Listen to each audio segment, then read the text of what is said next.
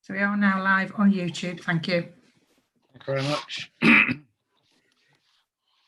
Good evening, everybody, and welcome to the Growth and Development Scrutiny Group of Rushcliffe Borough Council.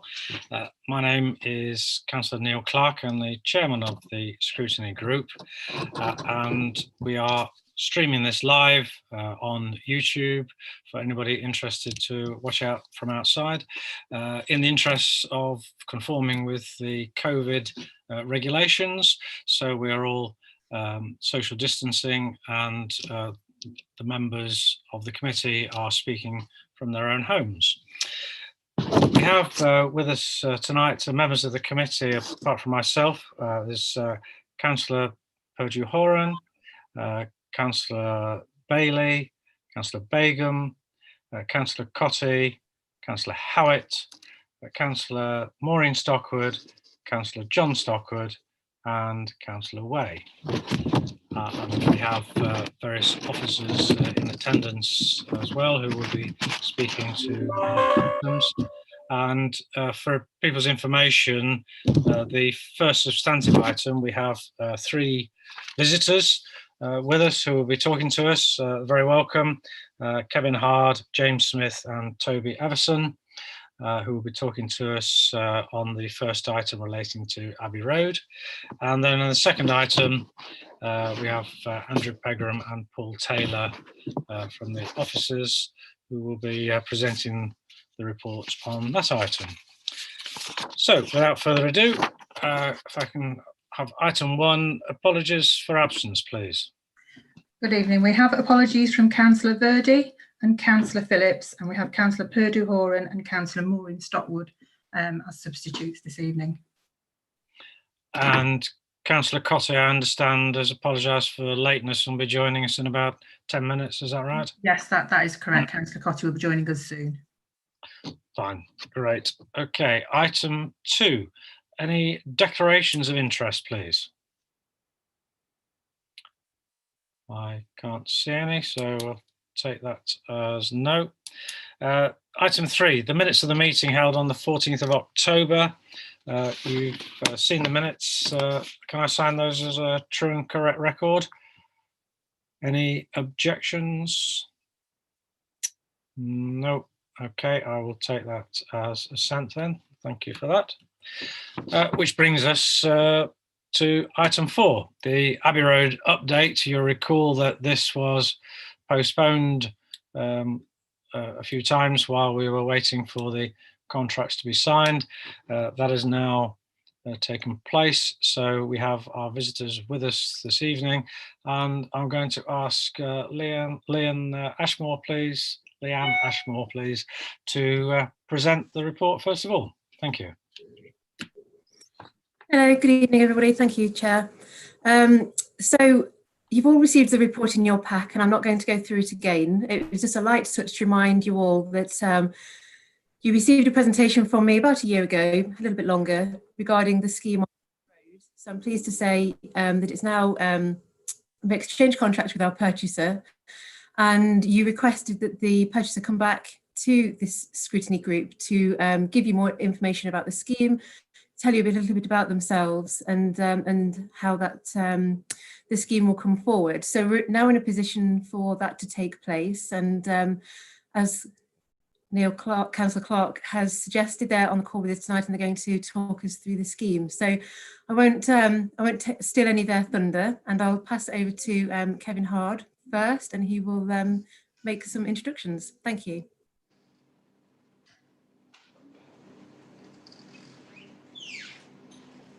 Thanks, Ian. So let me do a presentation. Come through.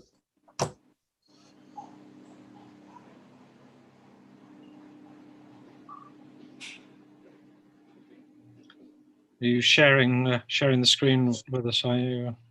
Yep, just going for that.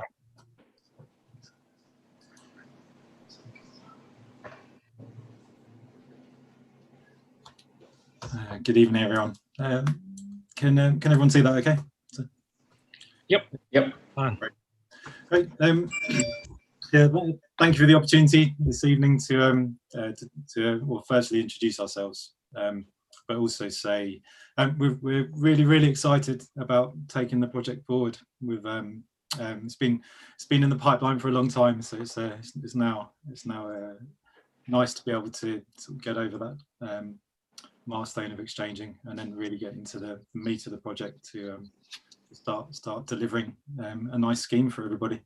I first wanted to say thank you to Leanne Ashmore and the rest of her transformation team. I think they've done an excellent job to get it to this point. I appreciate everyone from Rushcliffe has been involved, all the councillors, and everyone's had some input into the scheme to date. So I've personally sat in the last committee meetings you've had on the scheme, so I've seen some of the different challenges and everything going on. So yeah, thank you. And on behalf of myself and the team, we're super happy and keen to deliver on the vision that everyone has put forward, really. So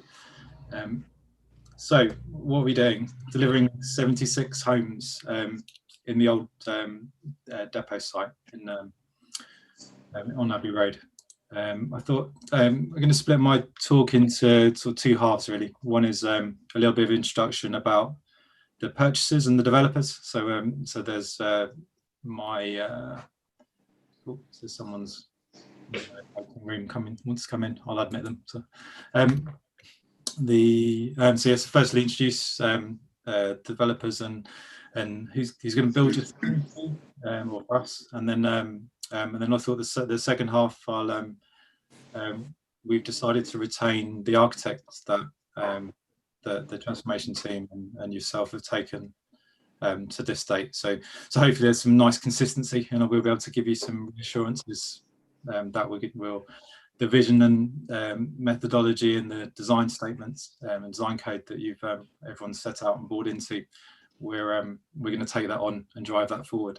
So a little intro to Stagfield and Peveril. So firstly, Stagfield is a local Nottingham developer. So we're relatively young, but we're Nottingham based, just based off Experian. It's led by myself, so I'm the MD, and taking the business forward. So I live in Nottingham, and it's everything we do in and around Nottingham is super important to both myself and Stagfield. I thought I'd introduce James Smith from Peveril. He's their MD. We've established a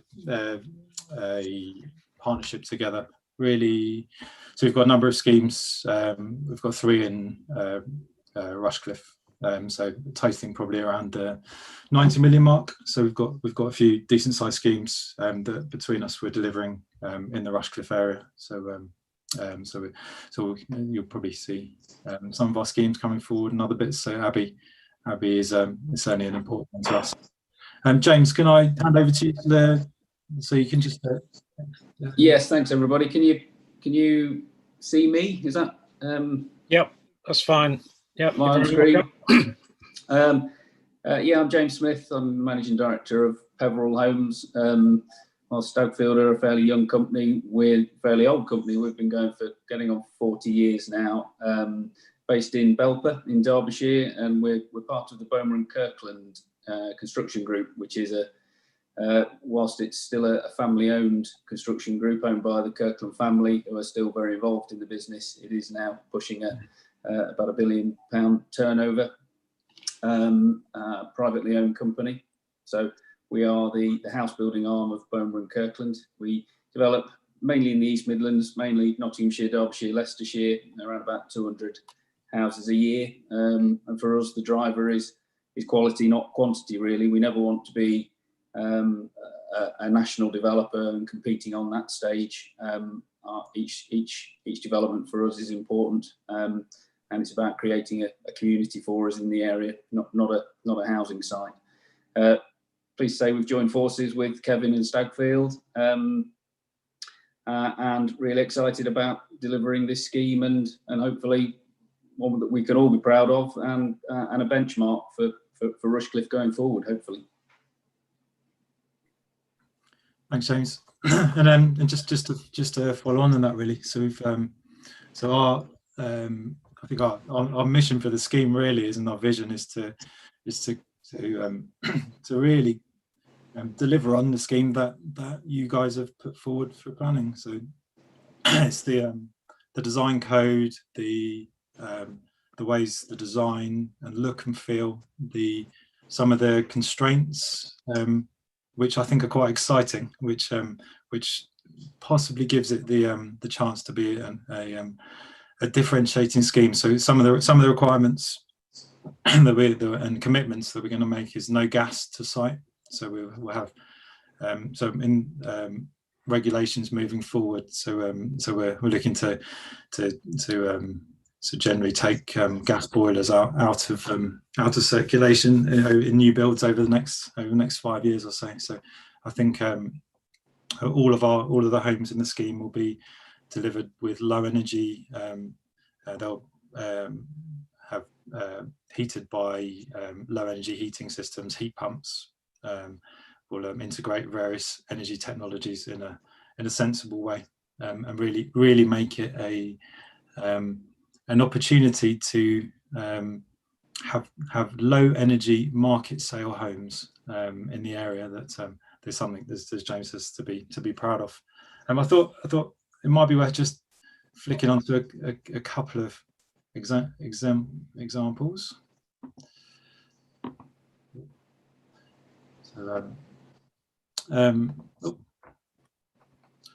So I thought at this point I just I think the Abbey Road scheme that we've got now is it's got the chance to be shoulder to shoulder with some of the exemplar and aspirational projects that have been developed across the country. I refer back to the Norwich low energy, or the Goldsmith Street council project in Norwich, which is a lovely scheme that was for affordable housing, that was done a bit differently, and that won the Sterling Prize in 2019. And I'll refer back to one of my favourite schemes back in Trumpeton Meadows in Cambridgeshire. Whilst it's a lot bigger scheme, around the 1200 mark, it's the reference is really I think Goldsmith a year or two ago set the benchmark for low energy, doing something different and aligning design. The Trumpeton Meadows at the time, so I mean that was between 2010 2015 is the time. So we're almost 10 years ahead, so 10 years ahead now, so we can start setting the benchmark for the next thing. So our schemes really, I think aspirationally, I'm not saying we'll win the Sterling Prize or anything like that, but I would like our scheme to be super proud and deliver a nice scheme within the site. Just a quick overview of our team. So I think we've recruited and working with a lot of local team and delivery partners to deliver the scheme. So we've appointed locally. So we've taken on. So you see, Blackfield's offices are in NG2 on the business park. Peveril's head office is Belper, and then we've got Alan Joyce, who's the incumbent architect. We're taking forward BSP, Couch, CPW, Pulse. They're all local advisors and professionals that we're retaining on the scheme to take it forward. So we're all not quite a stone's throw, but we're very close to the scheme moving forward. We're also pleased to say that we've partnered with Futures, the affordable housing provider, to deliver or to purchase the affordable housing. So the 23 affordable housing of shared ownership and affordable rent is being acquired by Futures, which is a lovely partnership to have on the scheme. They also are super excited about the having excellent low energy homes that they can with good design that they can house and sell. At this point, I think it's also, I'll just chip in there, Kevin, just important to say that once we get there, we're also committed to use the local suppliers and subcontractors, which is our standard way forward. You know, we don't use suppliers from another part of the country because we're not a national who has to use a certain supplier. We always source from the local area with partnerships with various subcontractors that we've had over many years. Yeah, and so I think because we're quite early in the next stage, so I thought I'll hand over to Toby just to run through some of the design principles we're working for, and hopefully we'll be seeing those coming forward over the next month or two. Thank you. Can I hand over? Good evening, everyone. Good evening. Actually, Kevin, would you mind continuing to share? And if I may sort of quote Chris Whitty and just say next slide a couple of times, that would be Sure. Thank you very much. So yeah, as Kevin's mentioned, I'll be the project lead for the architectural and master planning team from Alan Joyce Architects. If you don't know AJA, we are a 35-year-old established architectural firm. We operate from Nottingham city centre when we're not working from home. We've worked on a number of projects directly with Rushcliffe Borough Council, initially in the ongoing Cotgrave Town Centre transformation project, but more recently on the development of the design code and outline planning application for this project at Abbey Road. We're also working currently with Kevin and his team at Stagfield on an eco-housing development in Southwell. So we're an established team together. I've got to say, personally, I'm absolutely delighted that this project is moving forward and that AGA get to be part of the team that will produce the detailed proposals for the site. Having worked closely with Rushcliffe as our client on the development for the design code and illustrative scheme, we've been invested in the project and the drive for a high quality contemporary residential development from the outset. I think hopefully by now we really get the core objectives, but we also understand the detail, the importance of that detail that's written into the design code. I won't go into too much detail on that design code now. We've only got a limited amount of time, but I feel this meeting is probably best suited to a bit of overview on design. Also, frankly, we've got to get really started on the next design stage, which for us is the production of detailed proposal drawings for the reserved matters application. We'll need to submit these for planning approvals before any construction can start.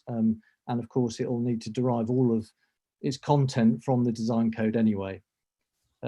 With that said, I think it's important to recognise some of the elements of the proposals that will really help to make it the prestige legacy site that Rushcliffe wanted from the outset. So from a community point of view, I think it will be a really good mix of property types across the site. There'll be a creation of a central village green, and also in ensuring that the roads and footways link through the site to the public realm at each end. These elements will really help to foster a strong sense of community.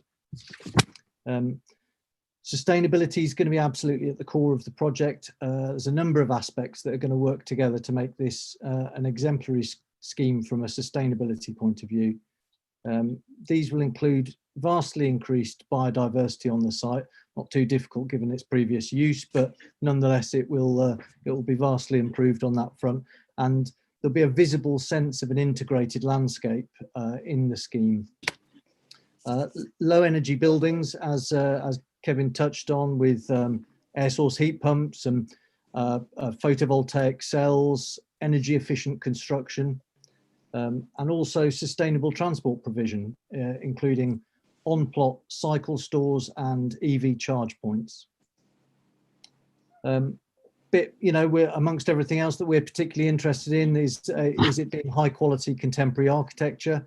The architecture itself will use best practice design principles. These will be reflected in a range of forms across the site, ensuring variety, proportion, and rhythm in the massing. The facades will be articulated to give detail and interest in both the material palette and the way it is constructed. Active frontages to all streets will ensure that there aren't any dead elevations, and this will in turn enhance security in the site by passive surveillance. The last point I think I would touch on design-wise is parking. Parking is a major issue for large parts of West Bridgford. Parking provision itself will be on plot, so that there won't be any further burden on the existing on-street parking arrangements on nearby roads. I think probably if we can drift on to the final slide, please, Kevin, actually. I mean, those are things we talk about, energy. As mentioned earlier, there have been some kind of tweaks and improvements that we've made to the master plan over the last few months in discussions with Stagfield and Peveril and Futures, and indeed some liaising back to the team at Rushcliffe. And these have revolved around a couple of main points. The majority of those changes relate to the north and south gateways onto the site, so the junction areas around Abbey Road and on the south Buckfast Way. So in the sort of first iteration that we looked at when we were submitting the outline planning application, we had an apartment building that was on the Abbey Road end. In looking at a bit more detail as we have done and the mix, it actually ended up feeling like a better solution to put houses there rather than apartments. The sort of form and massing up there is a really good fit for that street scene.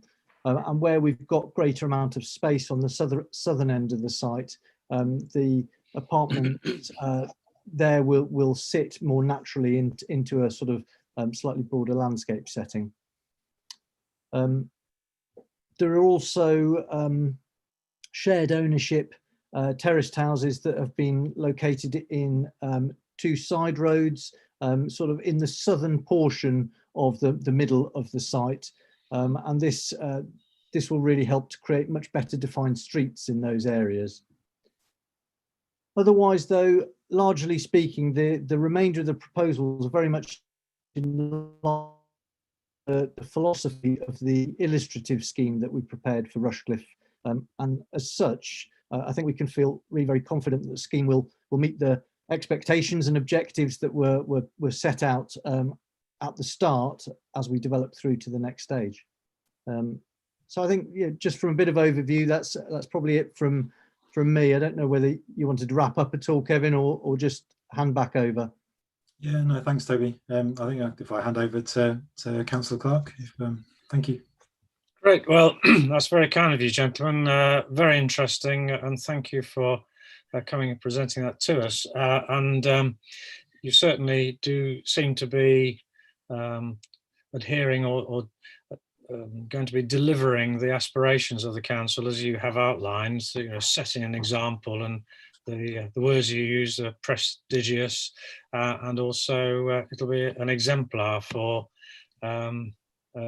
hopefully other developers to follow suit, because we certainly need to be upping our game generally in providing housing. Excuse me. So that is all very welcome. I wonder, actually, sorry, could you just bring the stream back up again, please? I think you probably just skirted over one of the slides. The energy, I think it was the next to the last one. Yep.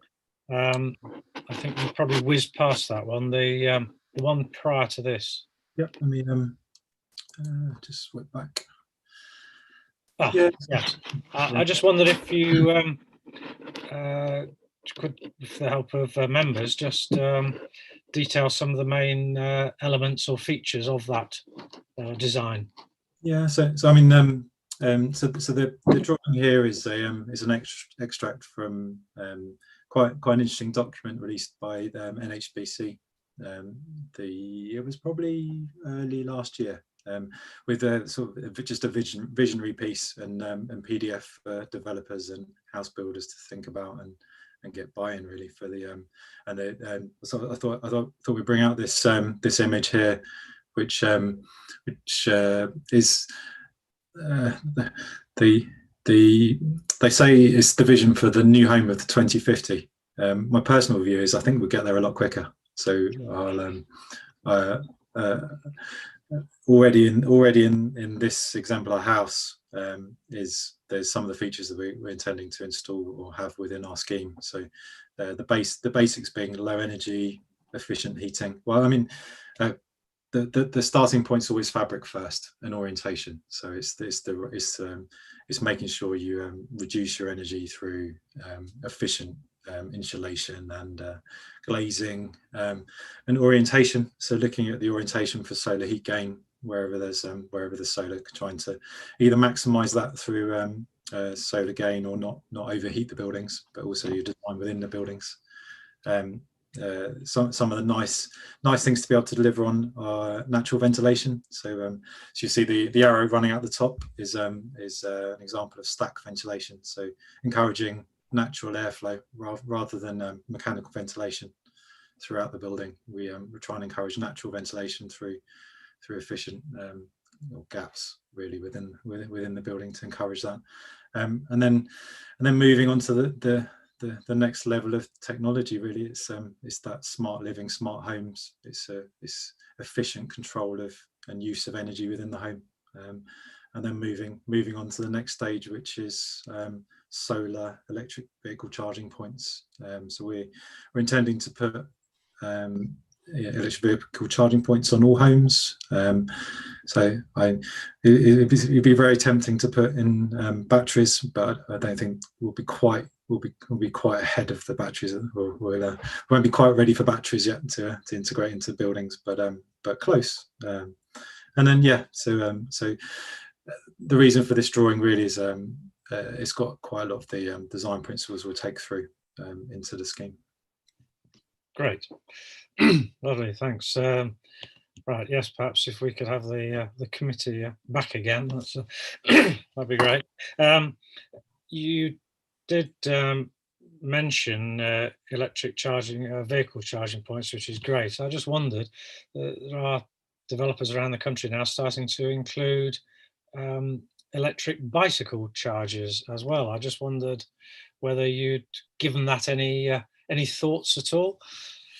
Not at the moment. I mean, it's the speed and change of battery technology and electric vehicles is amazing. So I think it's important within our scheme and what we do moving forward is that we future-proof all of these different things. So future-proofing as much as possible. So wherever there's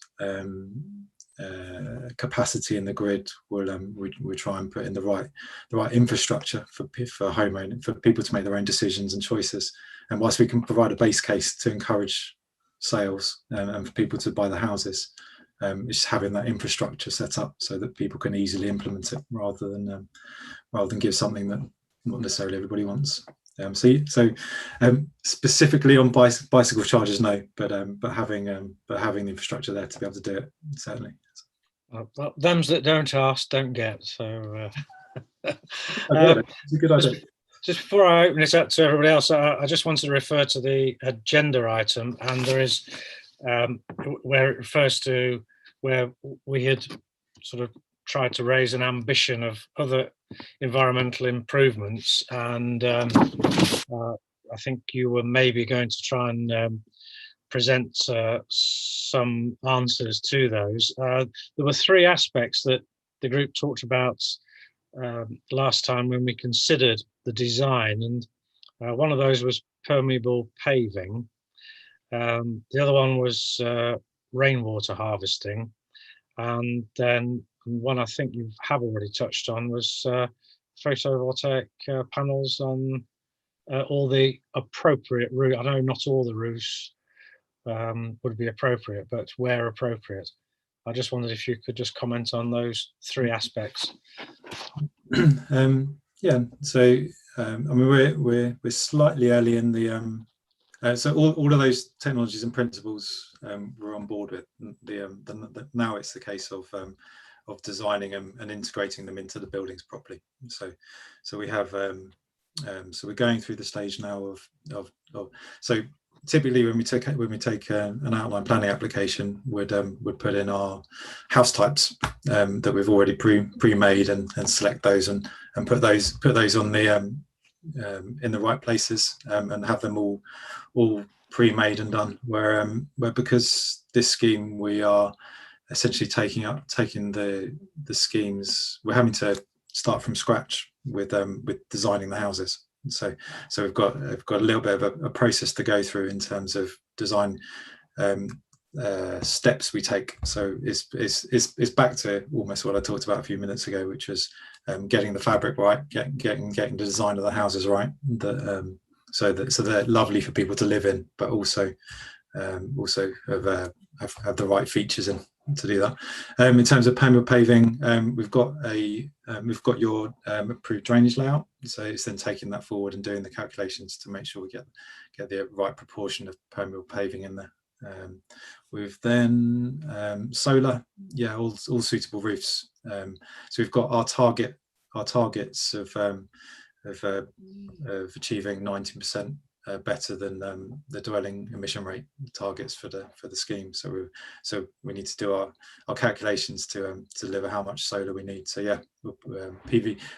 The right solution for the homes are heat pumps, solar, PV, and efficient use of how we do our sustainable urban drainage schemes, and also including some rainwater harvesting, hopefully on all of the houses. So. Great, lovely, thank you. Leanne, is there anything you want to add at this stage, or shall we go to any questions there may be? Thank you, Chair. No, I'm happy just to go straight to questions. Thank you. Open it up to anybody on the committee. Any comments or questions that you may have for our guests? They're all stunned and totally impressed. Councillor John Stockwood. Thank you very much. In terms of supporting the council's decisions, one of the things we're looking for is 30% local jobs during construction. So with regards to your construction plan moving forward, how will you be ensuring that we meet that target? Thank you. I don't know, Kevin, is that a question for you, is it? I think it's a little bit for James and I. So, but if James covers the little bit about from the Pebble Homes B&K recruitment strategies. I mean, the B&K and Pebble Homes are quite big employers for the area. But I mean, certainly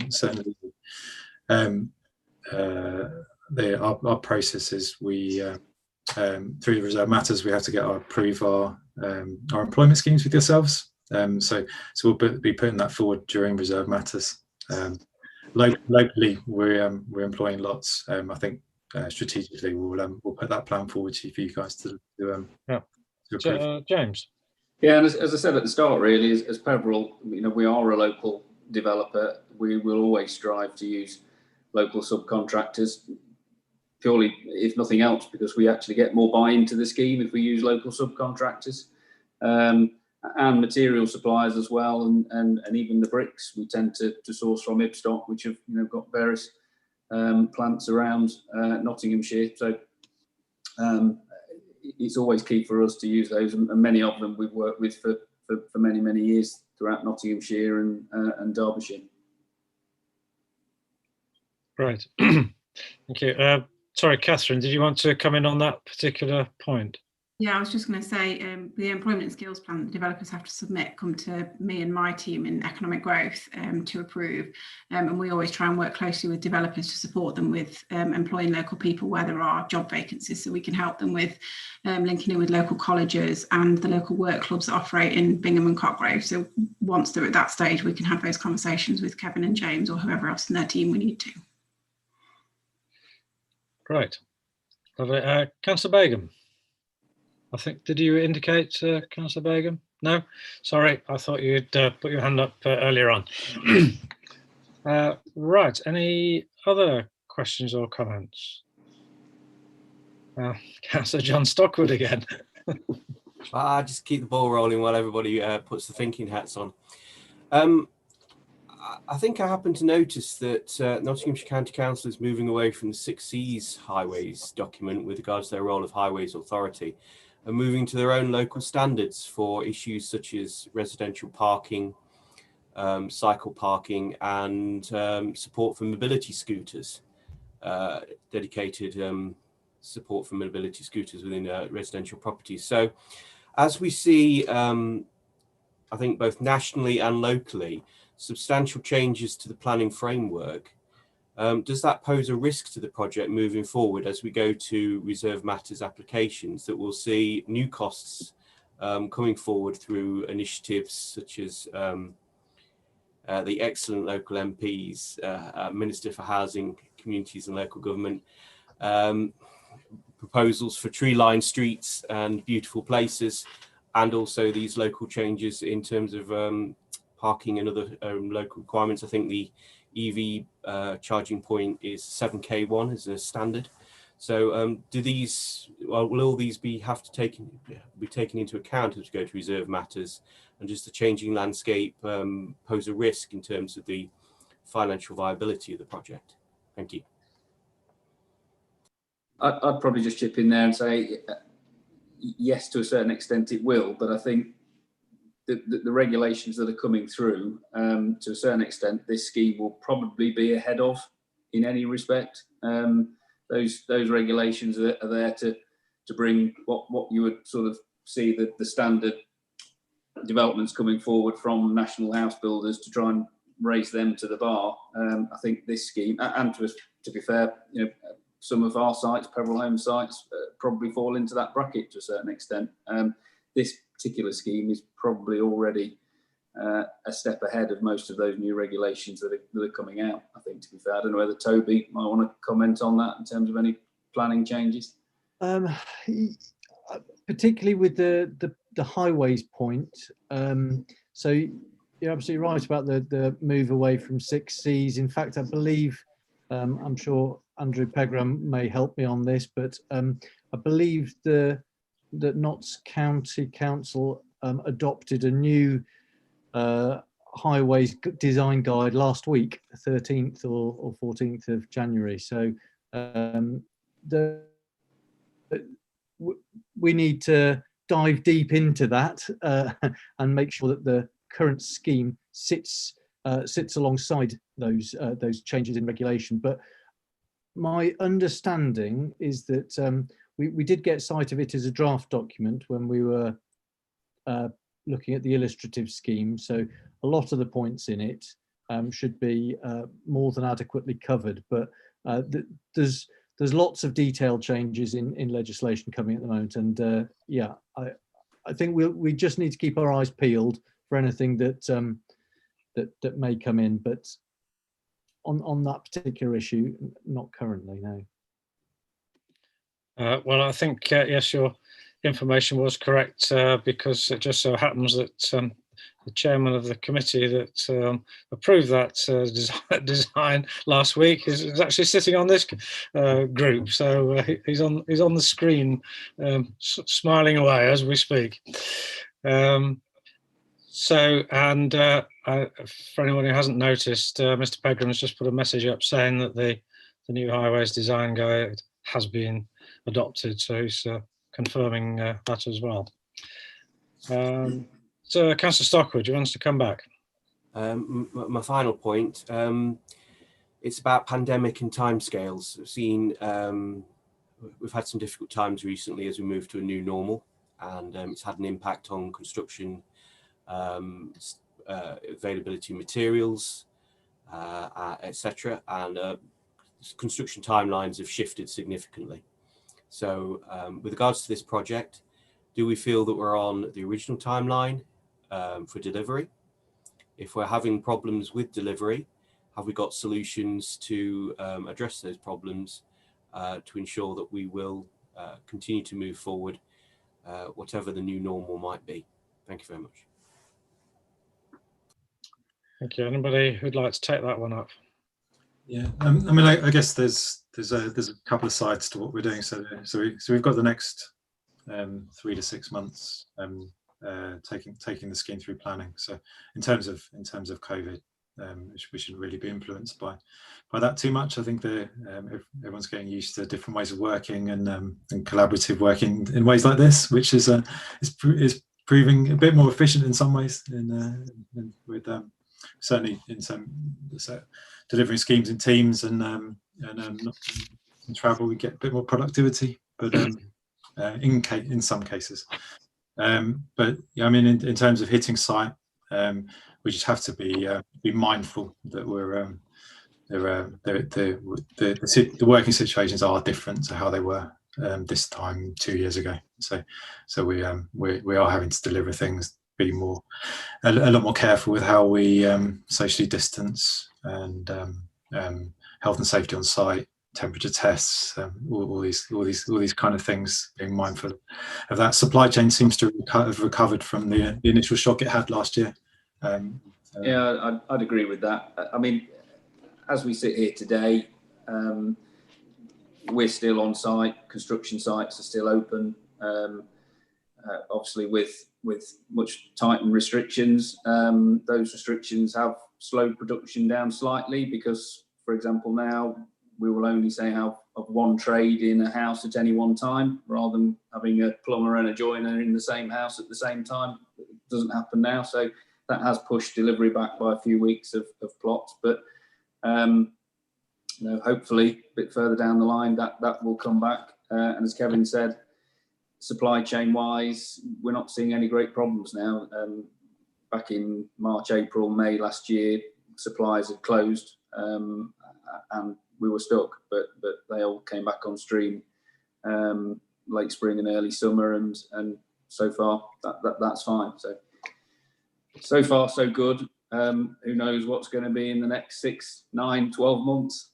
Yeah, sure, but we have to stay safe. I think we'd all like to know that. Yeah, we have to stay safe in the meantime, don't we? So I've just cancelled my Easter holiday, so that's a little bit sore at the moment. Oh, so the project can happen quicker then? Yeah, that's it. Yeah. Leanne, sorry, you wanted to pick up on something? Thank you, Chair.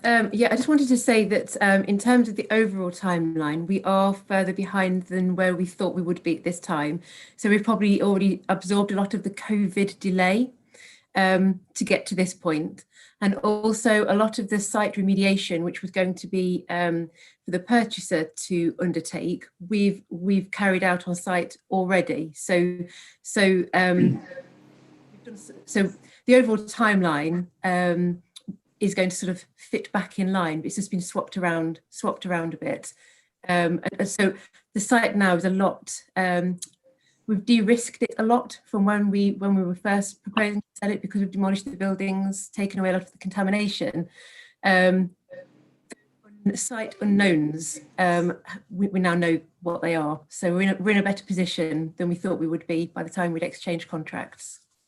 That's a good point, and it means, once planning's granted and we've got the conditions discharged, we can literally hit the ground running, really. So. Right, lovely. Councillor Bailey, you wanted to come in. Thank you, Chairman. On our agenda pack on page 11 is the plan that we have in front of us here. Could we see that slide, please, again, of the plan, so we can actually see how the affordable houses are located within the whole design, to see if they're really integrated, please. Is that possible? Yep, I would think so. The plan that you've Sorry, the plan that you've got, Kevin, in on your slide is the same plan that was in the pack. Yep. The layout plan. Thank you. It's so small on an A4 size, you can't see it.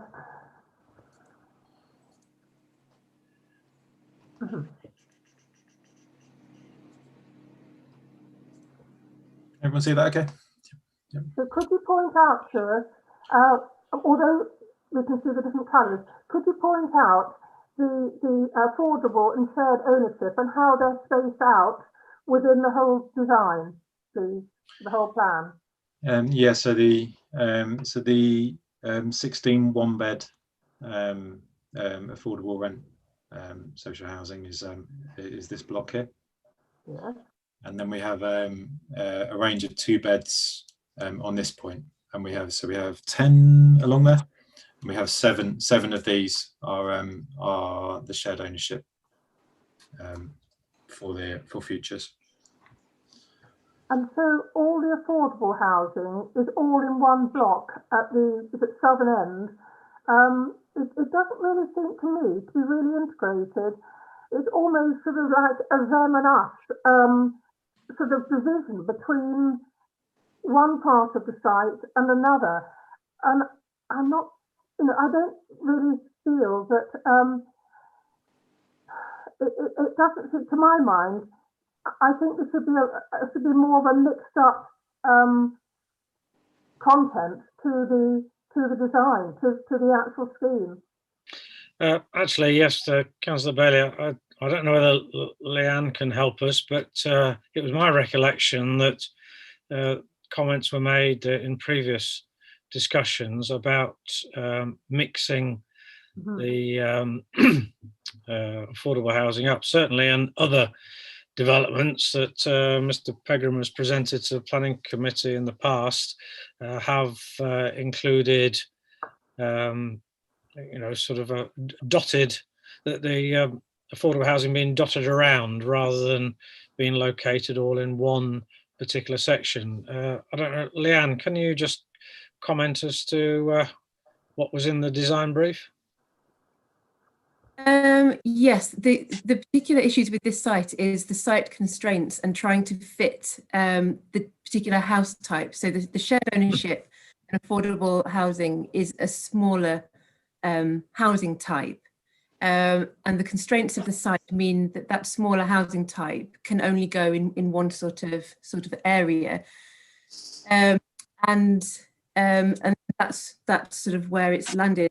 And the other thing that we are persuaded by when sort of setting out the site is that registered providers, so the housing associations that look after the properties, have a preference for it to be in one place for management purposes and ease of management, rather than it being sort of dotted around the site. So that's another pressure as well, because what we've got is an external partner paying for an area of land for the housing, and so we have to take their interests on board as well. So that's how we've ended up with the scheme where they're sort of located together. I don't know whether there's any other comments from Toby, for example, about other schemes that have been brought forward, but that's how we've arrived at this design. Yeah, not particularly, Leanne. I think you've covered the bases. In terms of, I mentioned earlier about why the apartments were moved, so that they were split, so that they were at one end of the site and the other as sort of gateway buildings, but actually just the scale and architectural typology didn't feel like a fit in the street scene, as well as the what we feel is an improved arrangement at the northern end of the site, and yeah, in terms of operators and providers, there is really a preference to have a very manageable estate from the social and affordable providers. Yeah, no, I think if I could just add it's probably quite hard to tell from the master plan, because both of the affordable or shared ownership homes do share the same private drives and roadways with the market sale houses of C27 to 32 opposite each other. But also the houses are tenure blind, so the shared ownership affordable housing will look exactly the same as the ones we do for market sale. Yeah, I think that's a good point, Kevin, that sort of architecturally, in terms of the style, there's not a, there's a general sort of palette of materials that we're sort of beholden to use from the design code across all of the different house types. So it wouldn't be visibly noticeable whether it was an affordable housing type or a market house. Okay. Right. Thank you very much for that. Perhaps if we could have the committee back. Councillor Way. I'm just looking at that diagram you just had up, and there's 43 market houses and 23 rent or shared ownership houses. Where's the other 10? Because you've got 76 at the top. Thank you for spotting the less deliberate mistake. so yeah, 53. And so it's 53 market houses. You got it. Yeah. Yeah. Good spot. Okay. Oh, Councillor Purdy-Horan. Thank you, Mr. Chairman. Can I just so I can understand from a previous regime what the density is? Do we have a figure for the per hectare equivalent? Not off the top of my head. I can't say that. I think Toby, is feverishly searching for it. I think. Well, I don't have the precise number actually, but in the design code, we defined parameters of between 35 to 55 dwellings per hectare, and the illustrative scheme that was produced for Rushcliffe to demonstrate compliance with the design code did sit within that number, and as a result, this scheme, which has the same number of units on it, is the same figure. So I haven't got the precise number for you, but it's certainly within the range 35 to 55 dwellings per hectare. Okay, thank you. Thank you. Right. Okay, everybody. I think that concludes our discussion, and I think we have seen a very exciting project that hopefully will become the jewel in Rushcliffe's crown in the not too distant future, or when you have completed it. So can I thank you very much indeed for coming and speaking to us. I ought to just, before we finally conclude the item, we do officially have a recommendation, but I hate recommendations that say note. I think we should recommend that we welcome the update on the progress of the Abbey Road development and look forward to a successful completion. If that's acceptable to everybody. Is there anybody who dissents from that? No. So if I could take that is in agreement. So thank you for that. And can I just once again thank our three visitors very much indeed for taking the time to come along and talk to us. Very much appreciated. And best of luck in coping with these COVID times, and hopefully the delivery it wasn't affected too much. Yes, keep the fingers crossed. So thank you very much indeed, gentlemen. And can I say, you're free to go. You can stay and listen if you wish to the rest of the meeting, but I'm sure that you're probably anxious to get on with other things. So nice to see you. Thank you very much indeed. Thanks for having us. Cheers. Bye. Right. Okay, everybody. Mr. Chairman. Mr. Yeah. Chairman, Councillor Purdy-Horn. sorry for butting in. It's just occurred to me that some of us actually are on the planning committee. Do we have to declare an interest in that item? Well, that's an interesting part. The thought was going through my mind as well, and I don't think we've got a legal eagle with us, but Mr. Pegram is there, and I'm not asking you to make an absolute commitment because I know you wouldn't want to say for sure, but do you have a gut feeling at all, Mr. Pegram? Chairman, can you, just for my benefit, I wasn't scribbling down like I normally do, can you just repeat the recommendation that you put forward and ask the group to agree? Oh, right, to welcomes the update on the progress of the Abbey Road development and look forward to successful completion. Okay, so you've only seen a master plan tonight. You haven't seen the full scheme. In my view, as you point out, we haven't got a legal eagle here, but you've not been asked to comment on the scheme or endorse the scheme. Merely effectively the principle of bringing forward that development. There's still a lot more information to be presented to you as councillors on the planning committee, and therefore I think you can probably maintain an open mind. Right, lovely. Thank you. That's helpful. Thank you. And perhaps we may, in time, need to just confirm that or check that out. But that does seem reasonable advice. So thank you for that. I don't know, Leanne, is there anything else that we need to? I think that concludes the item, doesn't it? As far as you're concerned. Yep. Okay. Yes, it does. Thank you. Lovely. Great. Thank you very much indeed. So let's move on to the next item. Item 5, management of open spaces and new developments. And you will recall that we have already discussed this at a previous meeting, and it has been brought back for the second look at it.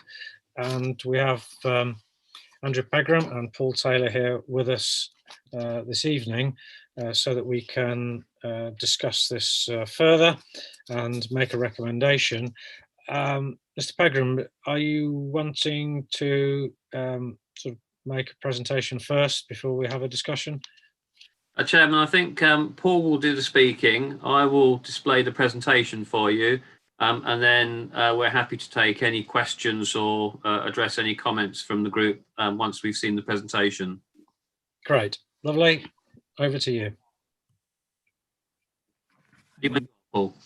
Yeah, can I have the title slide, please? Thank you, Andrew. That one. That one, please. Yeah, thank you. Just so thank you, Chair. Mr. Mitchell has asked me to present the item tonight, and as you've rightly pointed out, the item was before members of the group back in July, I think it was, so about 6 months ago.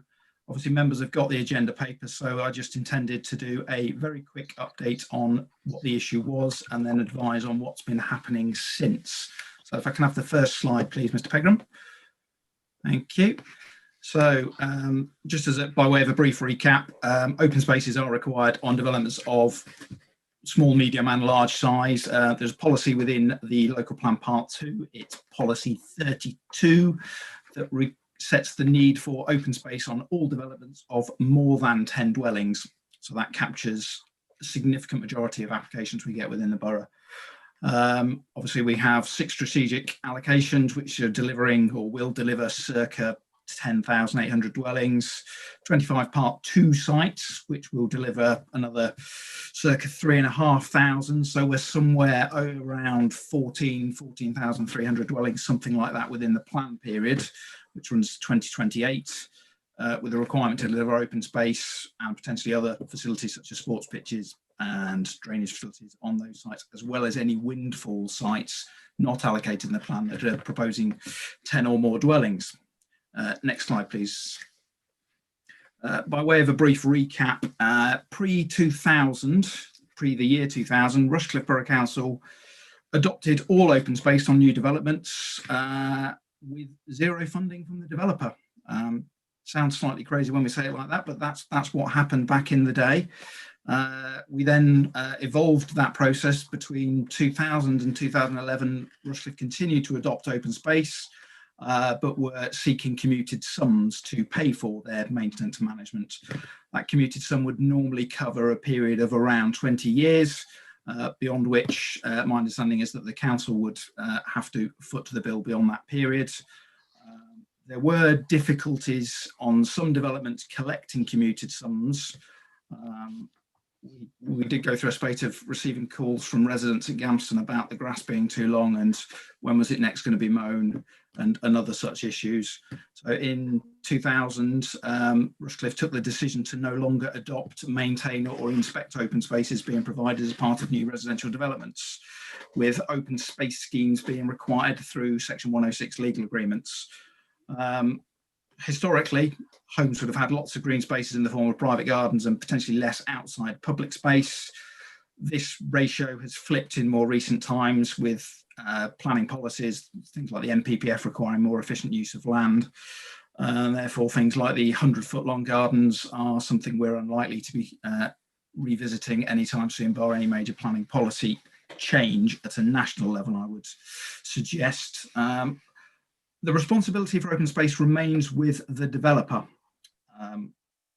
They will often seek to pass that cost, that responsibility onto their customers at the end of the day through a monthly charge. This is not uncommon. Rushcliffe aren't doing this differently to the majority of other authorities out there. With the service charge being payable each time the property is occupied. So if you sell, the responsibility moves on to the new owner. The current model of a service charge is perhaps comparable to leasehold on flats. It's a benefit to your property, paying for that added amenity in terms of the public open space. Next slide, please. Get them myself. So we have a policy requirement to deliver open space on development of more than 10 dwellings. That open space is by definition public. However, it's a slightly new model in terms of provision, and it's often misunderstood by the wider community as to whose it is. I appreciate that's not the best English sentence I've ever delivered, Chairman, but who is responsible for it? We've received issues from residents advising that they are concerned that they are paying for these areas and other non-residents are using them, and therefore the maintenance and management costs associated with them are going up according to the level of use by non-residents. Communities, I say the facilities are there to be used by all, and residents have advised that they are experiencing issues with management companies. Questions of things like parity of cost in terms of what they're paying compared to similar developments, potentially even within the same settlements.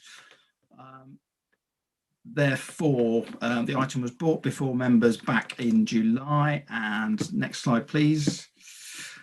The outcome of that July meeting was that officers were asked to research in more depth the functions of management companies, things like the costs, what those costs covered, identify examples where open space is existing on occupied developments, and to report findings back to this particular group, and also to broadly try and gauge level of satisfaction from residents regarding their management companies and what they're getting. I think it's fair to say that obtaining that information has been challenging. Details of costs and copies of management agreements that the residents are asked to sign into when they purchase the property are not required information to be submitted to the Borough Council. However, we did identify 15 developments across the borough that were occupied, that had open space requirements and had been lived in for not just a matter of months. It wasn't the case of first occupiers. As I say, responses were varied across the borough. We identified these 15 sites.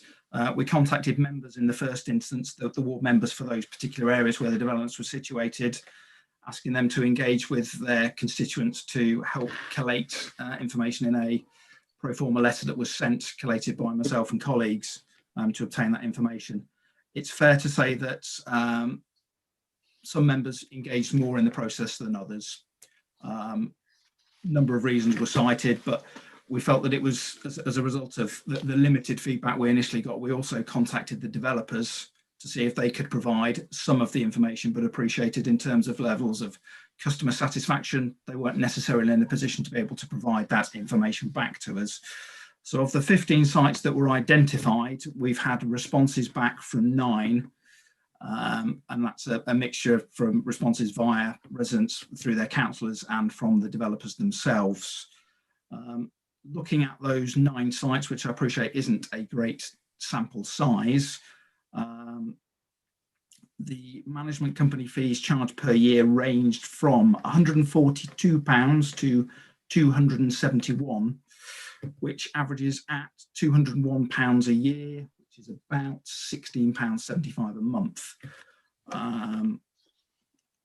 Of the 9 sites that responded, 5 are charging less than that, and the developments that we identified as having open space on them ranged from 61 dwellings to 470 dwellings. So none of the larger strategic urban extensions were surveyed because they've not been occupied to a sufficient level at this time to obtain a reasonable amount of data to collate. The responses that were received are summarised in the table that members should have in their agenda packs. It's the landscape document that's got the red lines through it, the red lines being the developments we contacted but didn't receive any responses back from. It's also fair to say that gauging satisfaction is not an easy task because it depends who's been asked and who's responded and what their individual relationships may be, so it's not necessarily reflective of the entire development, and being based on a small sample size, drawing meaningful conclusions is potentially dangerous. However, some of the issues came back included fears of cost increases, reference to what were referred to as hidden charges for things like remortgaging or selling the property on. What I understood to be a lack of understanding from some of the residents as to what they were potentially signing into. Concern about a lack of cost caps, so no upper limits on how much they may be charged or how much these management fees may be increased by. And a fairly common response back was a request for restricting other users, i.e. non-residents on that facility from using their public open space. I've spoken to the legal department about a number of those issues and been advised that they can't necessarily be controlled by the local authority. But nevertheless, reporting them to the group so they're aware of the situation. Next slide, please.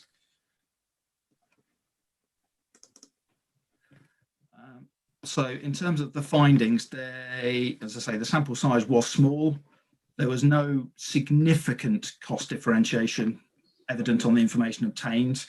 The reasons for those differences were understandable when you looked at the 3 out of the 9 sites that were paying above the average of £201 a year.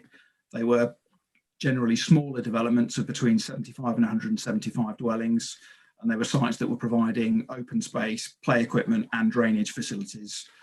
And quite simply, they've got fewer residents to share that cost amongst.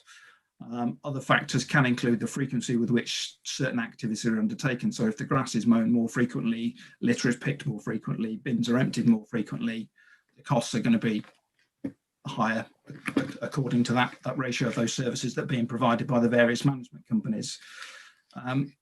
Of the sites identified, the developments were broadly approved between 2010 and 2015. So between 5 and 10 years ago, and they're only being occupied within the last couple of years. So gauging management and maintenance in terms of the long term is still quite tricky to do because we simply don't have enough information and data to draw any conclusions in respect of that. No responses have been received from the large scale strategic urban extensions as previously mentioned, and therefore this is an unknown and for many years to come. Within the papers that members have before them is a very detailed, very lengthy supplementary planning document that another authority were being asked to consider by their officers.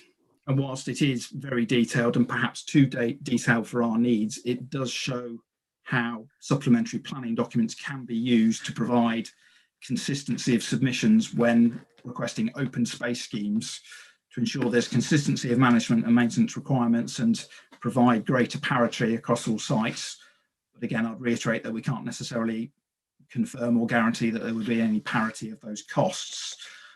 Speaking to the design and landscape officer who is involved in the process of looking at the open space schemes when they're submitted, he's confirmed that some are exemplar in terms of they will include more details than we may necessarily have sought had we had a shopping list of items that we would ask and the frequency with which those matters are undertaken. Others fall at the other end of the spectrum where there's very limited information and they're not emptying the bins as frequently as we might like them to do. They're not proposing to cut the grass as regularly as you might expect them to.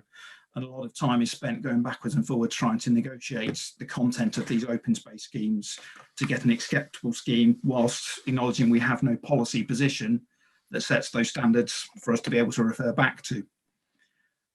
Therefore, an SPD could be used to set a Rushcliffe standard, if you like, to seek to provide consistent levels of service from the management companies, and therefore hopefully greater parity of costs charged across the varying developments. Although I guess, again, I must reiterate that that can't be guaranteed.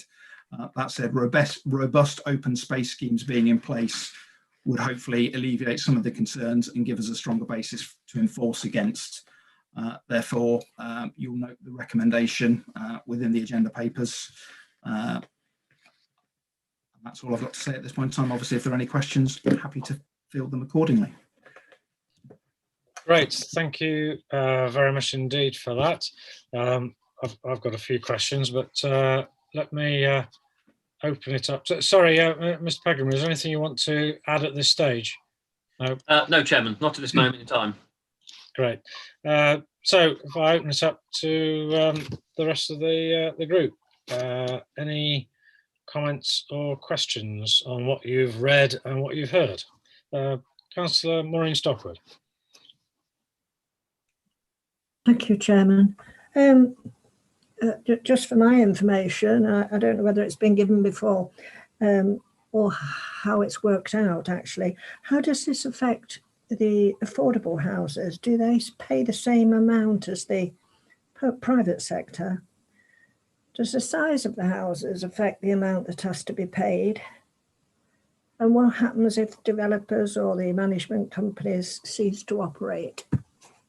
Thank you. Thank you very much. Who wants to take that one? Or those three, rather. In terms of whether affordable houses are charged the same as open market, I think it varies across the developments. Again, got very little information back, but you'll note from the table that some of the developers certainly implied that affordable housing potentially pays a slightly reduced rate.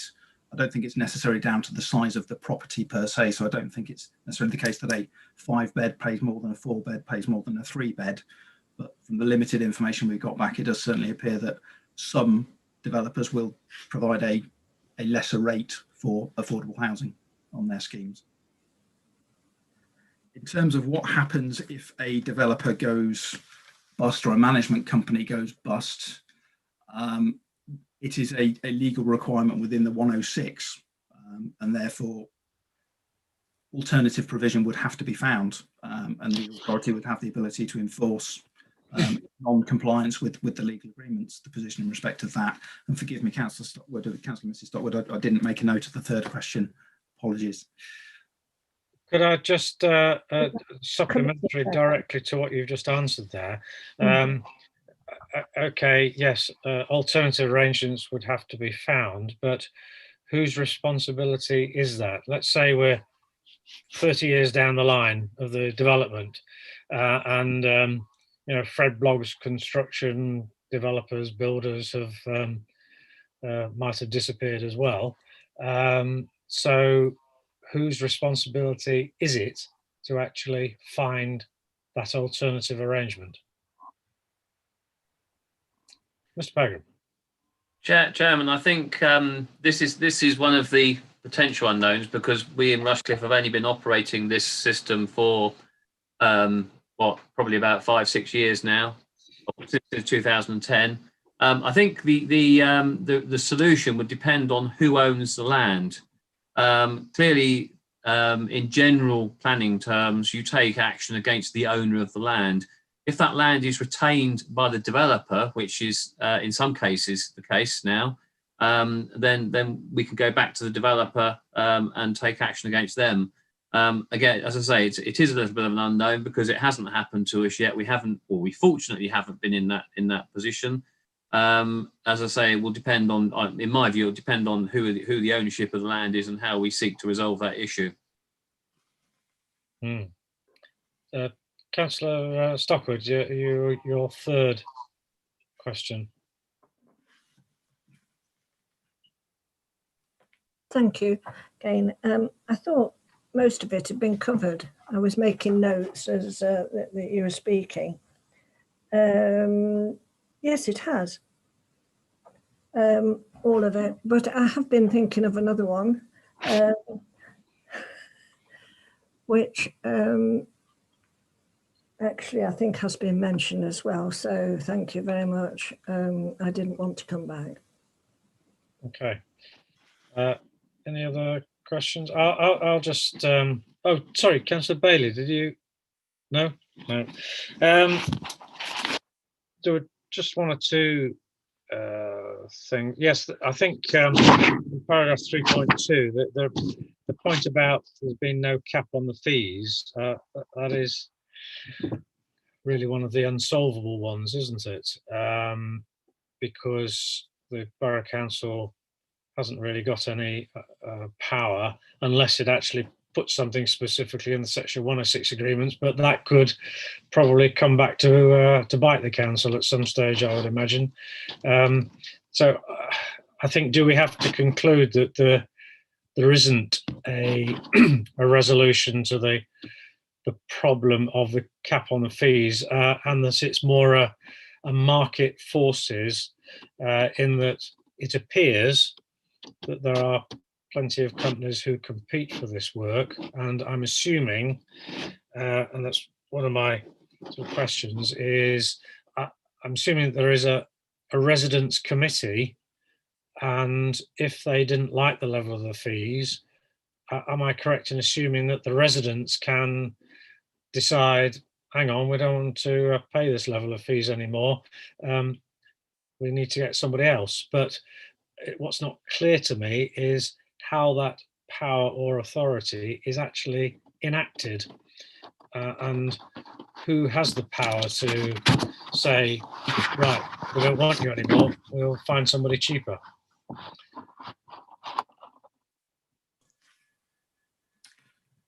Yeah, interesting point. I think it comes down to the number of residents within that residents association who are taking umbrage with any particular cost that's being imposed upon them. I did sort of explore the issue of cost capping with legal services, and they pointed out that the onus is on the buyer to review the terms when they're seeking to purchase the property. My Latin isn't brilliant, but I think it's caveat emptor, buyer beware. Emptor, yes, caveat emptor. If they don't like things like charges and transfer requirements, then they don't have to buy the property. Now, I appreciate it's a lot of money to buy a property. It's probably the most amount of money you'll ever spend on anything. And I know I was terrified when I bought my property, and I don't think everyone goes into it with that same level of fear and trepidation of checking every last document. And I appreciate that when developers and their solicitors are trying to sell you a property, they will tell you that everything's fine and to sign on the line. However, as an authority, we cannot control that stage of the process or how developers seek to run their businesses. You're right, in terms of residents committees, that they are formed more often than not, and I think that to a certain extent comes down to the scale of the development. If you've got a development of 12 houses, potentially it's going to be less likely that you would have a residents committee compared to a larger development, and that doesn't mean that you wouldn't necessarily have one.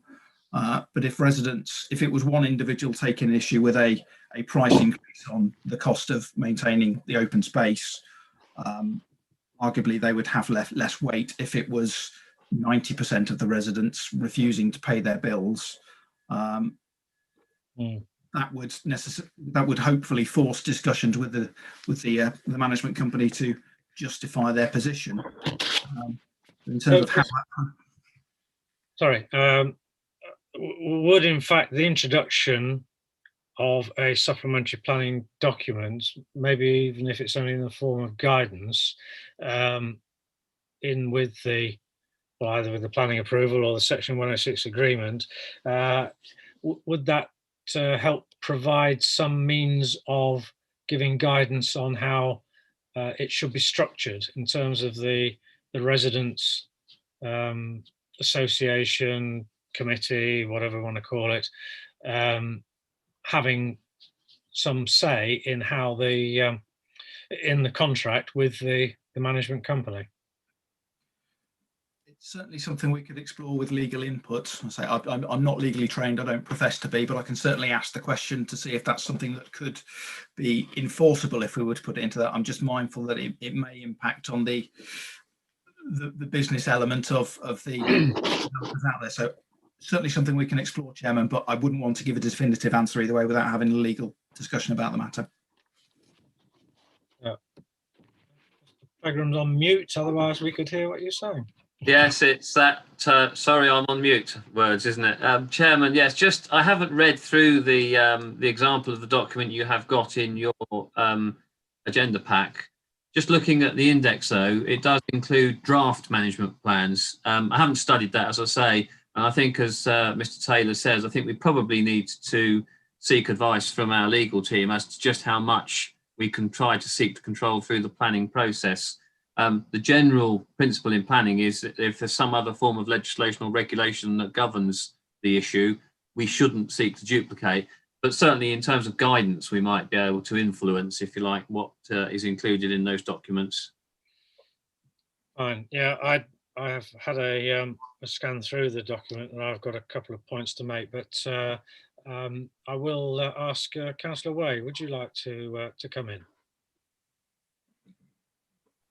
Yes, thank you, Councillor Clark. One or two of the things that have been raised, my understanding from speaking with a lot of residents is that the ownership of the land passes from the developer to the management agent, and they have no choice in the management agent. This is imposed on them and it's done in perpetuity so that they cannot get rid of them.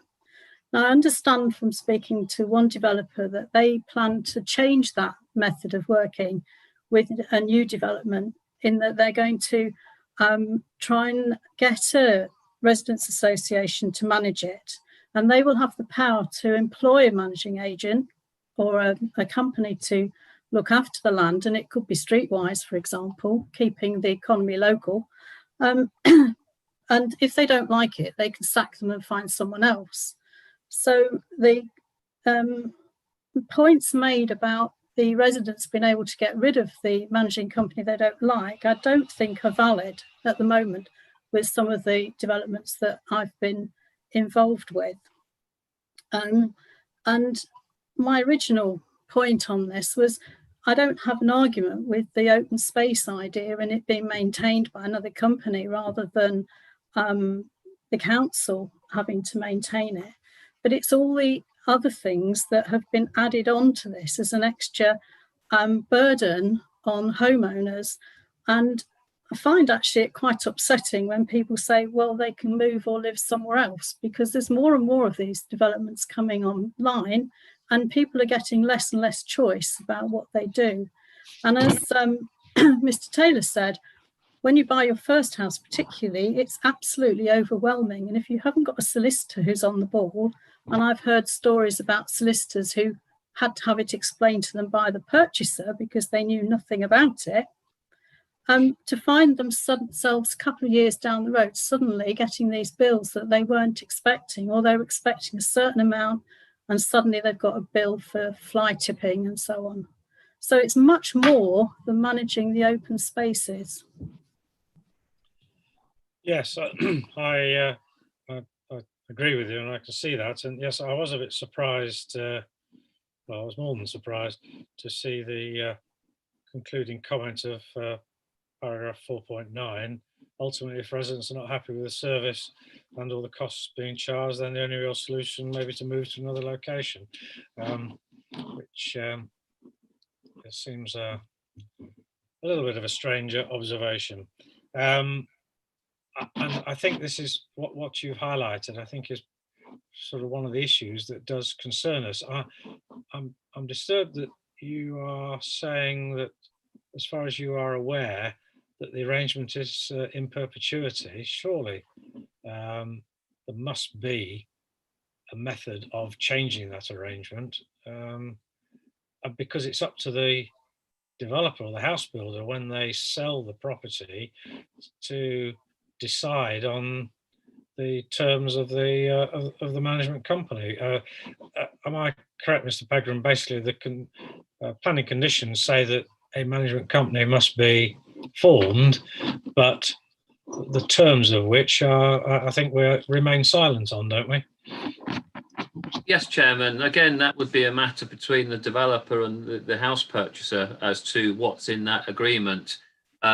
Certainly, if I was buying, I'd be pushing for a review clause or something in it. I think this is some of the issues that have been brought to our attention. The concern that residents don't have a lot of control over this issue, and therefore, they want intervention to try and ensure that there's a fair and equitable solution to the problem. But again, it sits outside the planning regime. It's a contractual matter. In some respects, I think perhaps it should be looked upon as a leasehold situation.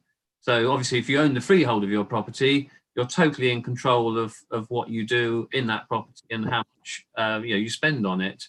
The point's made that properties have got smaller gardens these days. We have big open spaces on developments, and it's almost a hybrid, I would imagine, that the property itself is probably freehold, but effectively you've got a leasehold on the open space that you're paying to be maintained. Yeah, and if you were as a freeholder owning your own property, if somebody fly tipped on your own property, then it does become your responsibility to pay for the removal of that fly tipping. So I suppose the fact that the management company would be paying for that removal, and ultimately therefore the management fee payer, it's no different really, is it? So whether the fly tipping was on one of these properties or on the open space or on somebody's private property, ultimately it's that householder that's going to end up footing the bill in some shape or form, which is obviously an unfortunate occurrence, no matter who you are. It does highlight, though, I mean, there are a couple of things that I was going to mention. I mean, that Warwick District Council document is extraordinarily comprehensive and detailed, but at the same time doesn't address some issues. Even that is silent on a few things. But I did notice that it was talking about we had a map of gullies and fences, and immediately, especially in the present crisis problem of flooding, immediately a question came to mind. So who has riparian responsibility or ownership of the gullies or the fences if something floods? What riparian responsibility is there? And then in a similar vein on flooding, it talks about maintenance of vegetation, grass, etc., and the arisings from those. So whether it's grass cuttings or whether it's twigs off shrubs or hedges, ultimately that, if that's not cleared away properly, if it's left to rot in a ditch, that could again cause flooding.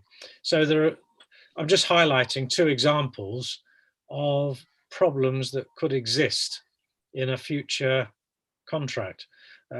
I'm in favour of, and I think we should be recommending that the Cabinet looks at a supplementary planning document, but that we need to be also maybe having future input into the detail of that at some stage. And it's a question of how appropriate it is, as Mr. Pegram's indicated.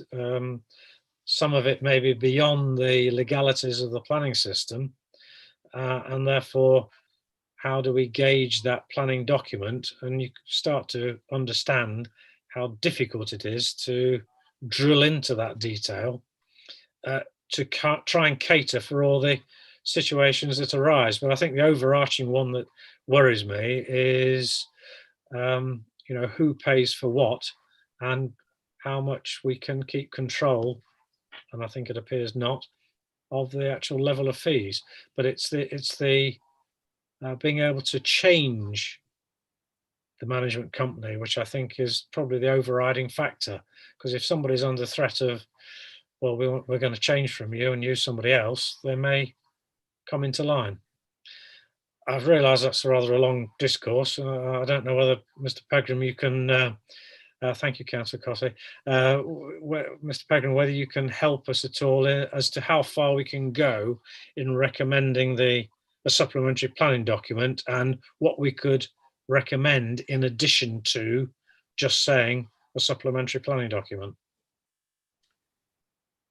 Chairman, I think there's a number of issues you raised there. When we approve the estates, part of the Section 106 and or conditions require the drainage strategy to be presented to us. And clearly, as you're aware now, the preference is for sustainable urban drainage. So that includes the provision of swales, balancing ponds, that type of facility to ensure that the surface water runoffs are acceptable from that site. I think if a management company were not maintaining the swales properly and were leaving cuttings in the swales causing flooding, I think we would be within our rights to go after that management company and say, you are not maintaining the sustainable urban drainage system as it was intended to operate, and therefore causing potential flooding issues. You raised the issue about riparian ownership. I'm assuming you mean if, for instance, the open spaces were to flood. I would imagine, again, Chairman, not something we've been presented with before, but the cost of maintaining those areas is presumably worked out based on the number of cuts of grass. So it doesn't take into account unknown events or abnormals. It could be a situation where I don't know whether if the management company build up a surplus, they've got funds to cover that issue. Otherwise, they may go knocking on the doors of residents to say we need to do some work to overcome this problem. It's a bit of an unknown again. In terms of what you can include in a supplementary planning document, clearly, Chairman, again, I would say it needs to relate largely to planning matters and what we can control through the planning regime. We can clearly seek to guide on other issues, but I'm not sure that we would be able to enforce as a local planning authority matters which are effectively more of a civil law issue. Right, okay, yep, thank you. Councillor Begum. Hi, you know how you talked about the open spaces and if the people was dumping rubbish, the obviously the tenant or the person who owns the home has to pay for it.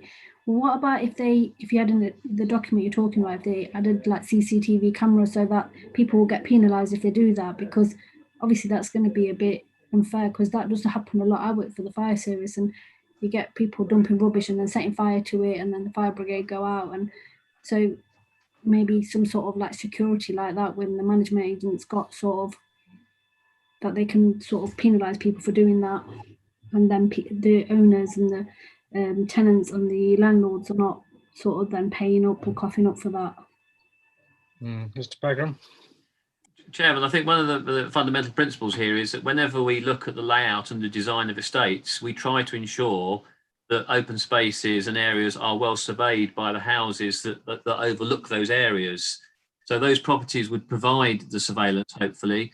Clearly, as we do as a local authority when we investigate fly tipping, if we get a site where there is a regular occurrence, we can clearly employ a number of measures to monitor that site. I don't think it would be any different in terms of one of these sites if we started to get repetitive fly tipping occurring. I think the fundamental principle here is that the houses should all look over the open spaces and survey that area and hopefully that is a deterrent from anyone dropping any rubbish on those sites. Yeah, I think if we're starting to talk about CCTV, that's a whole new, very expensive ball game, which I think would be up to residents to decide for themselves. Not a management company, I would have thought. Sorry, Mr. Taylor, were you? Yes, thank you, Chairman. Just to say a similar point, that if developers were required to put CCTV in covering open spaces, there would obviously be the associated additional cost in respect of not only the installation, but the maintenance of that equipment and the monitoring of that information as well, which would only seek to drive the costs to the residents in one direction. Yeah, and then there'll be issues of privacy and et cetera, which I think would be, well, that'll be up for the residents to decide, I think, rather than the planning authority. Councillor Cotty. Thank you, Chairman. Just to say that if it's your land and it's flooding on it, it is really your problem most of the time. So if it's a management committee looking at a company looking after your land and it floods, and the flood is caused by what's on your property, then it is your responsibility to deal with it. So, I mean, obviously, if you're following that any further, you'd need to take proper advice, but that's my understanding of it. Sure. Yeah, I was really using flooding just as an example because it happens to be topical at the moment, but there's probably loads and loads of details that could be looked at. Councillor Way.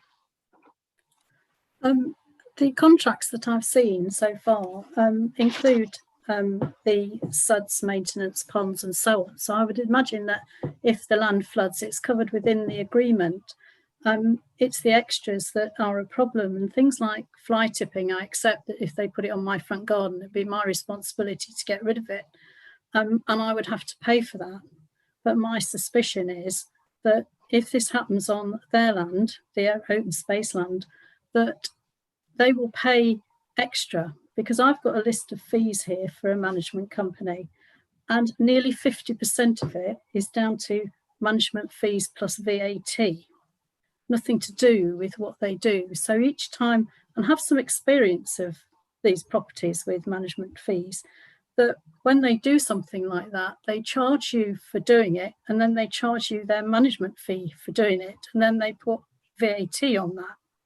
So these people are in the unfortunate position of paying probably 2 or 3 times as much as you or I would to get rid of something that was dumped on our land.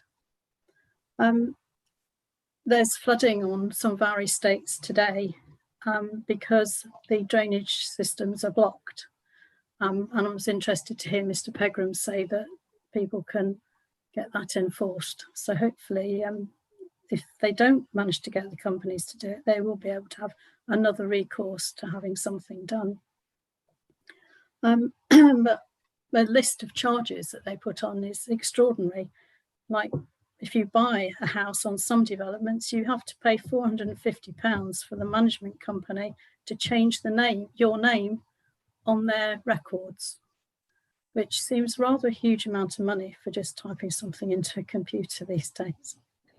So there's all these extra things that have come out of so-called open space. I don't think any of our residents have an issue with the open spaces charges. And they've said to me they're quite happy with that, and they would love it if somebody like Streetwise did it, that they could have some recourse to the council officers over. But I think it's the shock of finding all these extra things that's really upsetting people.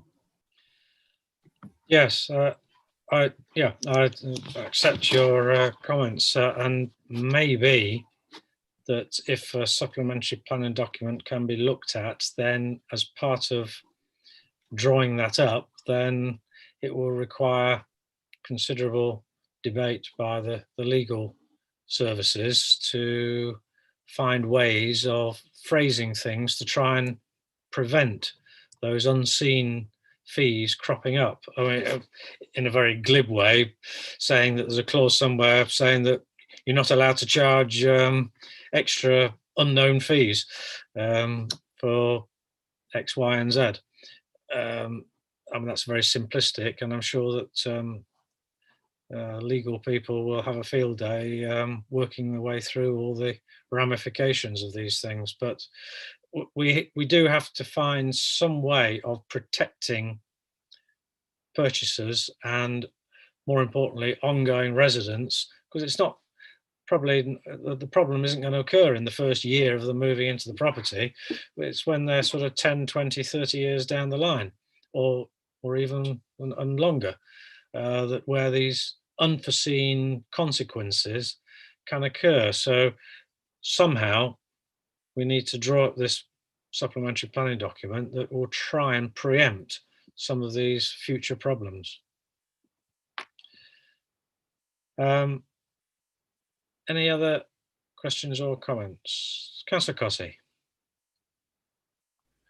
Thank you, Chairman. I noticed that we commented the fact that some companies didn't respond to the borough council's approach to them.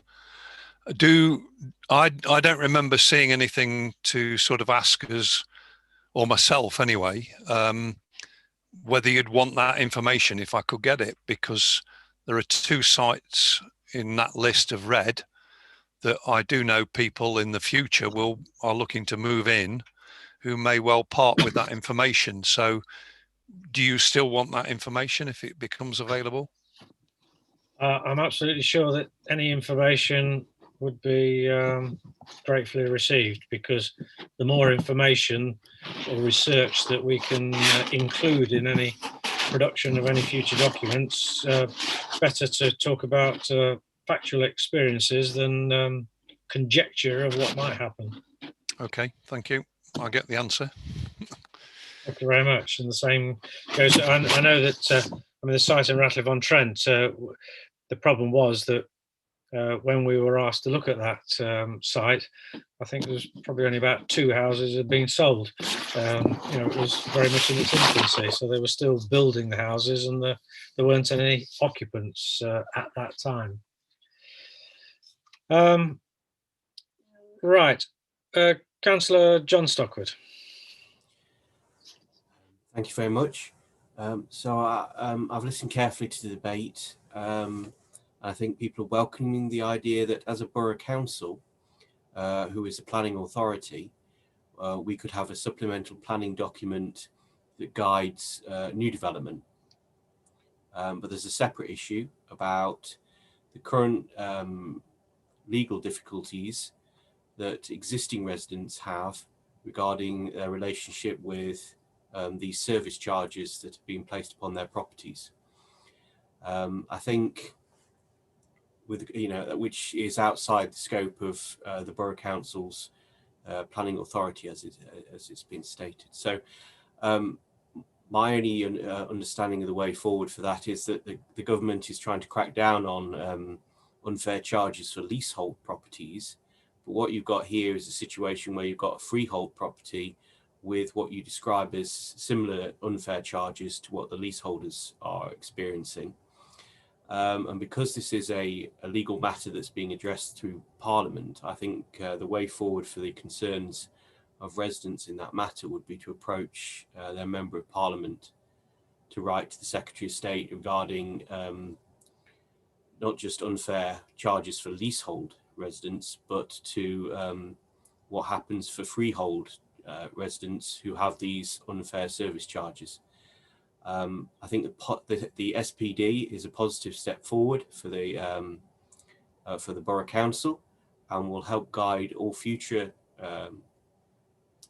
developments to a higher standard, and clarity and understanding for all participants as to what is expected for future developments. And I support the recommendation in the papers. With regards to the legal difficulties of current residents of arrangements that as Borough Council, it's very difficult for us to get to have any control over.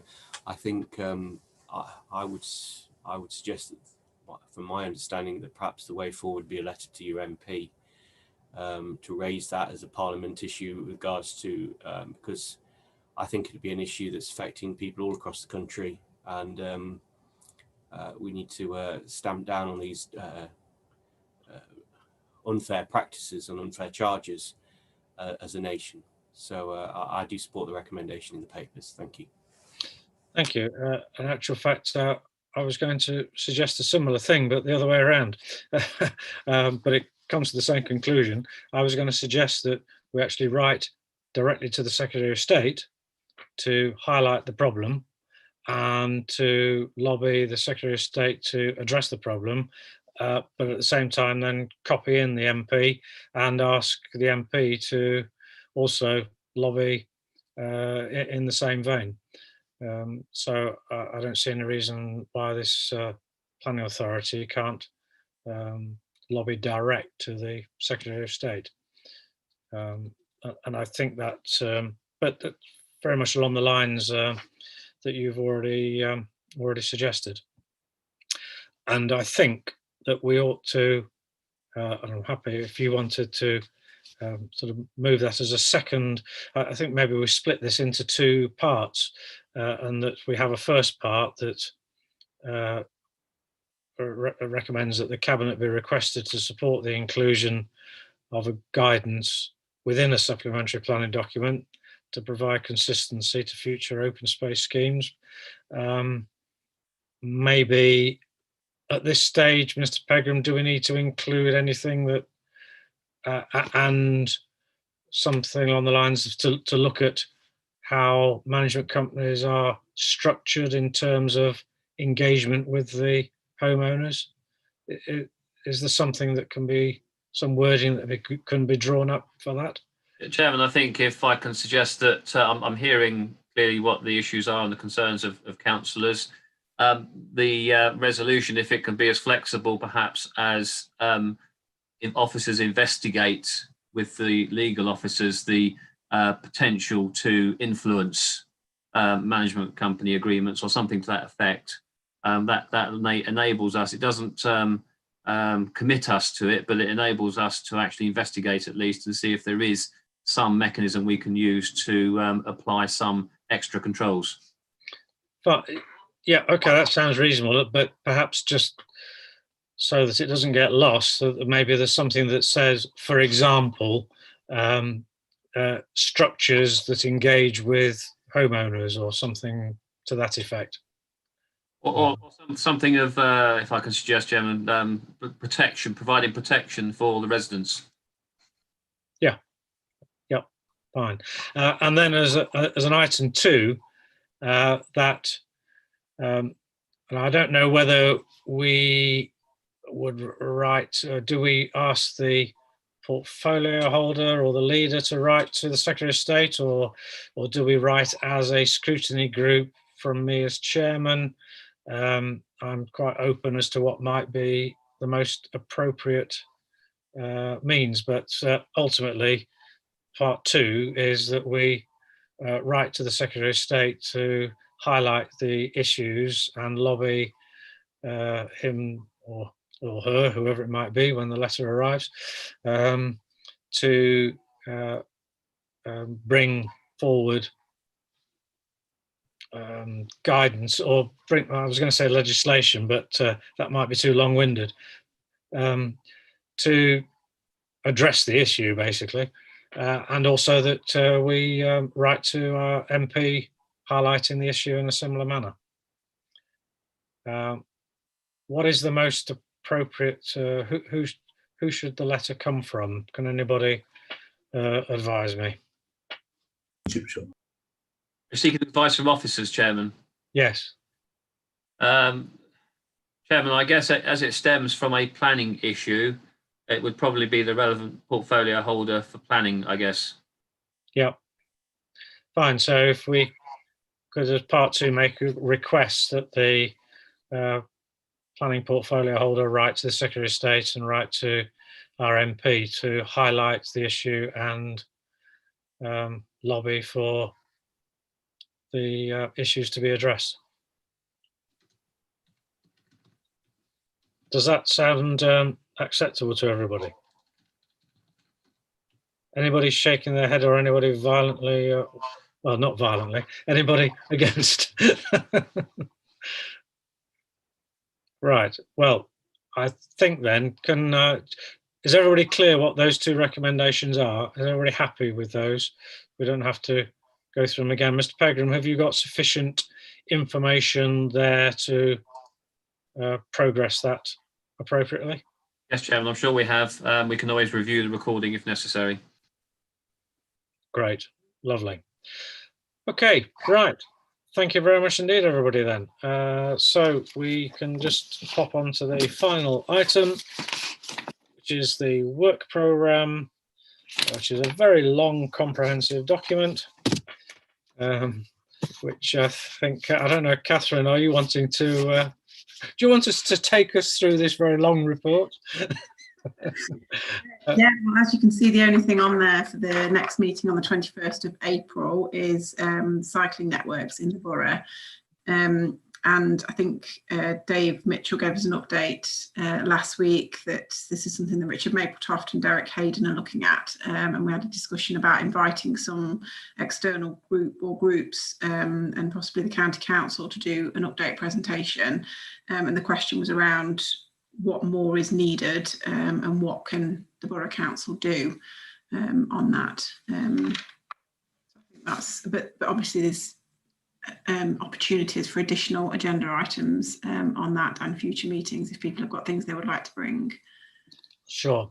I don't know if there are any items that can be included in that meeting, but I do suspect that if we are going to have some external some visitors in to discuss it and also invite somebody from the county council, I suspect it's probably going to end up a moderately long item anyway, so I would think that probably just to focus on that one issue for that one meeting, unless something else appropriate crops up.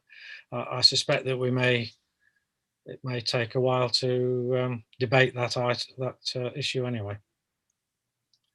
Does that sound reasonable to everybody? Yeah. General nods. Any shaking of heads? No, don't think so. Right. Okay. So if we work on that basis, because I would like to think that we could invite more than one cycling organisation, so that we do get, different. Well, there might be the same opinion, but the opportunity for different opinions should they come. So maybe if we can find a cycling club or clubs or some other organisations. I know Pedals is one of the organisations, but if we can find others as well, that would be very useful. Yeah. Right. Okay. I don't think there's anything else. I think that brings us to the end of the agenda. So I will wish you a very good evening. Sorry, Councillor Begum. Are we having any other business? No, we don't have any other business in these groups, unless you want to particularly raise an item to be scrutinised. Well, all it is that, the discretionary fund. I don't know because I know you said if there's an item and you think it fits into growth and scrutiny about the discretionary fund, a lot of taxi drivers have been contacting me because the city's sort of giving funding to them, and they've been excluded in the borough in Rushcliffe, and I don't know if this would fit in here or not.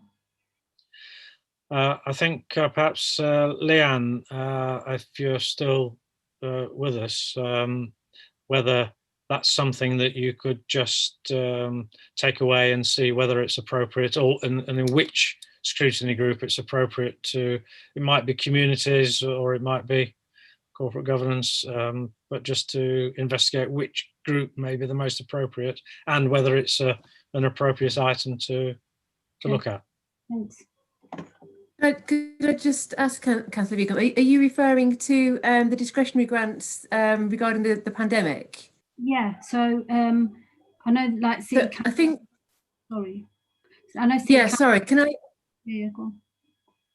I think it might be a matter that probably needs to be looked at sooner than it being discussed at a future scrutiny group. So I'll take that conversation offline, and I'll contact you, Councillor Begum, or a colleague will, to get some more information from you about it, so we can get an answer, so that you can refer it back to the people that are contacting you. So we'll take it offline if that's okay with you, so that we can deal with it sooner than waiting for a future group. Okay, perfect. Thank you. That's all I want to know. Right, lovely. Thanks for that. Great. Okay. I could wish you a safe journey home, but I suspect you're probably already there. Can I wish you staying safe and well in the future? And with that, I shall wish you a good night and declare the meeting closed.